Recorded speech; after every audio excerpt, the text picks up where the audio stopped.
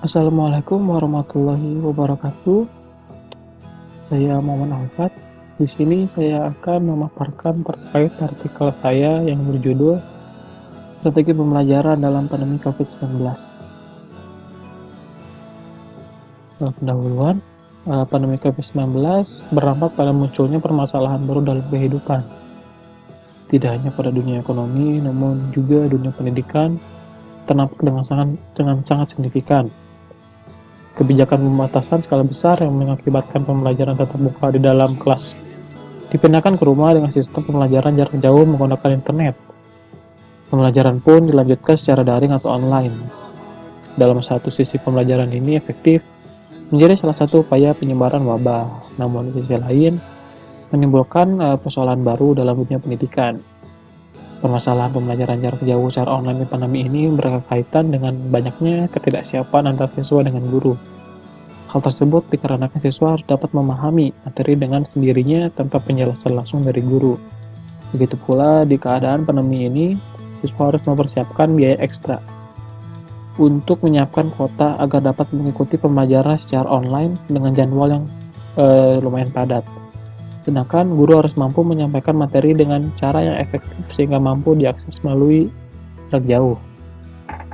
Selama pandemi COVID-19, guru dan peserta didik menyelenggarakan pembelajaran secara online atau daring. Hal tersebut sesuai dengan instruksi Mendikbud. Penyelenggaraan pembelajaran daring ini sesuai surat edaran Mendikbud nomor 36.962 tentang pembelajaran secara daring dan bekerja dari rumah dalam rangka pencegahan COVID-19. Metode penelitian yang saya lakukan yaitu deskriptif kualitatif. Dalam penelitiannya yaitu keberhasilan UPI dalam menyelenggarakan pembelajaran daring tidak lepas atas kerja keras serta ketekunan segenap penyelenggara pendidikan untuk menyediakan layanan berbasis web atau yang lainnya kepada peserta didiknya dalam menggunakan proses belajar. Kemudian pembahasan dalam dunia pendidikan, strategi bisa diartikan sebagai suatu cara atau metode kegiatan untuk mencapai suatu tujuan pendidikan. Jadi definisi strategi pembelajaran bisa diartikan sebagai sebuah perencanaan yang berisi tentang rangkaian kegiatan yang didesain untuk mencapai tujuan-tujuan pendidikan tertentu.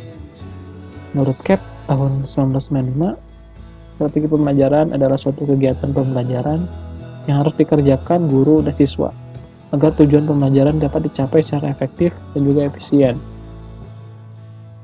Ada juga menurut COSMA 2007, strategi pembelajaran dapat diartikan sebagai yang dipilih, yaitu yang dapat memberikan fasilitas atau bantuan kepada peserta didik menuju tercapainya tujuan pembelajaran tertentu.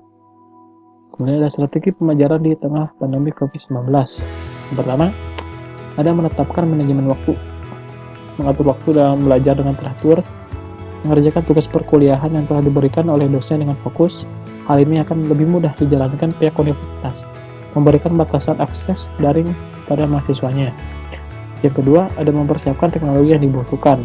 Dalam hal ini, perangkat seperti laptop atau smartphone yang menjadi faktor penunjang belajar daring menjadi sangat penting. Hal lain yang tidak kalah penting adalah mahasiswa harus mempersiapkan jaringan internet yang bagus dan juga stabil. Yang ketiga, tidak belajar dengan serius dan sungguh-sungguh. Ini menjadi tantangan baru bagi mahasiswa karena yang sebelumnya pembelajaran secara tatap muka tetapi kemudian berubah menjadi tatap maya atau daring. Karena itu, pembelajaran secara tatap muka, tatap maya atau tatap muka memiliki banyak sekali gangguan. Contohnya rasa ingin bermain game, bersosial media, dan lain-lain. Oleh sebab itu, penting bagi mahasiswa untuk tetap fokus dan konsisten ketika pembelajaran tatap maya sedang berlangsung. Cobalah untuk menghindari berbagai distraksi yang ada di rumah. Kemudian ada strategi orang tua dalam mengajar dan mendidik anak dalam pembelajaran daring. Yang pertama, dalam memahami gaya belajar anak. Setiap anak pasti memiliki gaya belajarnya masing-masing. Di sini orang tua diharapkan dapat memahami gaya belajar anaknya masing-masing, sehingga orang tua dapat mudah dalam mendampingi anaknya.